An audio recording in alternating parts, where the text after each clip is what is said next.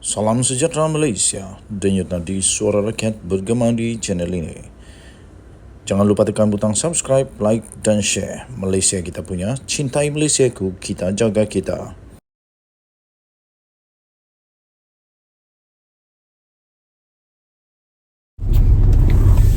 Salam sejahtera Malaysia, denyut nadi suara rakyat bergema di channel ini. Sebelum saya teruskan ya tuan-tuan dan puan yang dihormati sekalian, saya amat kagum dengan Datuk Seri Anwar Ibrahim, Perdana Menteri Malaysia. Saya bukan pandai mengampu, tidak.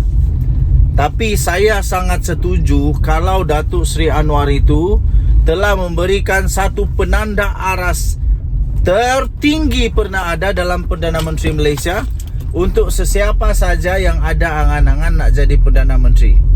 Jika anda setuju dengan apa yang saya kata ini, anda mesti tulis saya setuju.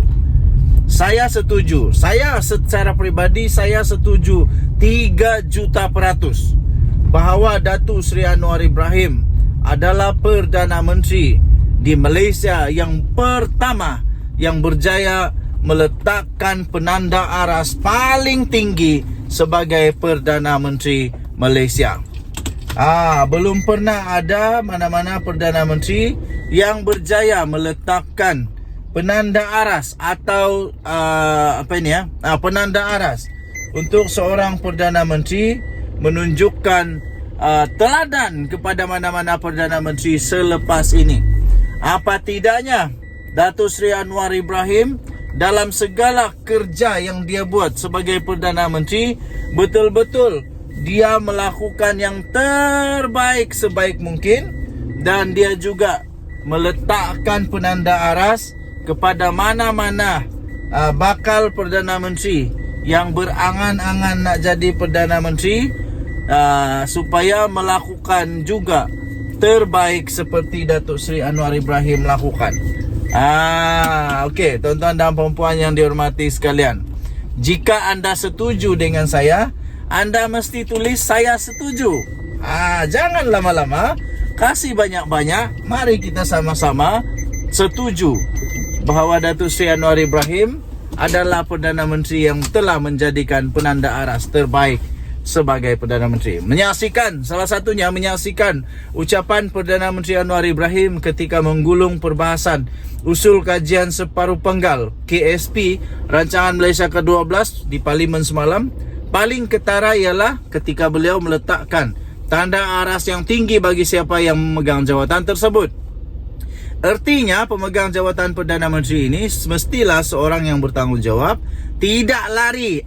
Dengar itu, tidak lari dari medan perjuangan, berani berdepan dengan soalan lawan, dan melibas balik jika diserang atau dipertikaikan.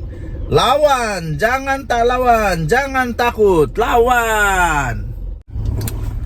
Tuan-tuan dan puan-puan yang dihormati sekalian, bertahun-tahun lamanya akhirnya kita tak ada Perdana Menteri yang memiliki ciri-ciri sedemikian rupa.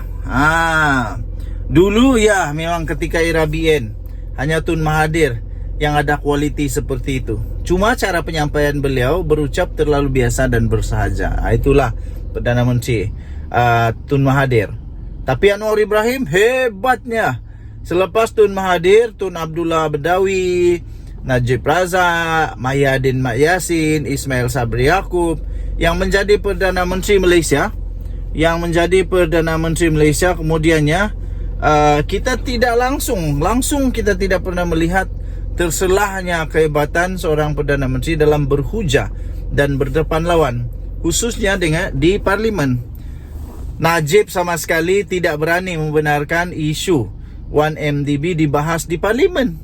Mahyadin pula menutup dan mendaruratkan Parlimen, manakala Ismail Sabri selain tiada kontroversi di era pentadbirannya, wataknya juga terlalu biasa seperti orang kebanyakan sahaja.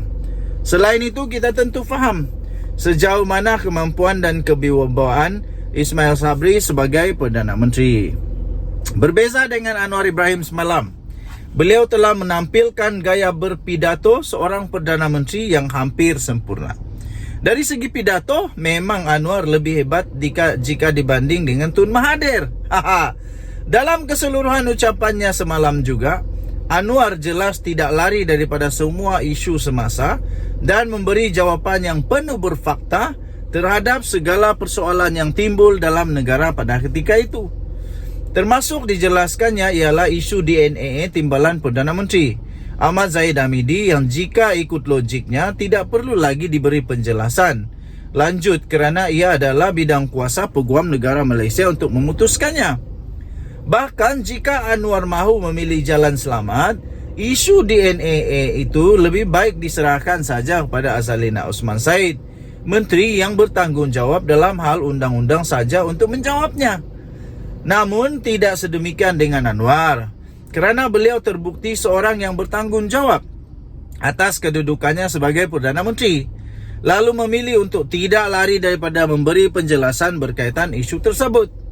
Agaknya kerana panas telinga dengan jawapan Anwar, lalu membuatkan seorang ahli Parlimen Blok Pembangkang tiba-tiba koyak. Koyak setelah kena libas. Seterusnya terjerit-jerit dengan perkataan tarik balik, tarik balik. Persis seorang budak sekolah rendah saja lagaknya. Kemudian seluruh Blok Pembangkang PN turut terkoyak dengan mereka keluar secara beramai-ramai meninggalkan Dewan. Kenapa mudah sangat mereka koyak? Patutlah ketika jadi menteri semasa era PN sebelum itu, kerajaan ketika itu ditakrif sebagai gagal secara total. Ketika ada kuasa dan berjawatan menteri, mereka tak berfungsi dan entah apa-apa yang dilakukan di kementerian yang diketuai. Bila jadi pembangkang pula terlalu mudah koyak dan seolah-olah hanya memiliki hati selembut tisu. Mudah kata, mereka ini tidak layak langsung jadi kerajaan. Jadi menteri, jauh sekali untuk mengidam jawatan Perdana Menteri. Kalau jenis ini jadi kerajaan, bakal kembali macam dululah perangai mereka. Ketika Putrajaya masa itu masih bertaraf senator lagi, jadi menteri, apa rekod pencapaian yang dan pernahkah kita dengar suaranya di Parlimen? Kenapa tiada kuasa baru nak bersuara dan tunjuk hero? Yang nyata dengan penampilan Anwar di Parlimen semalam itu, tidak mudah lagi bagi sesiapa yang berangan-angan untuk jadi Perdana Menteri Malaysia selepas ini. Sesiapa yang ingin jadi Perdana Menteri mesti ada keberanian, punya rasa tanggungjawab yang jitu, sedia berdepan lawan dan tidak lari daripada medan perjuangan. Kalau rasa-rasa tiada ciri-ciri itu, lebih baiklah berhenti segera jadi daripada berangan nak jadi Perdana Menteri.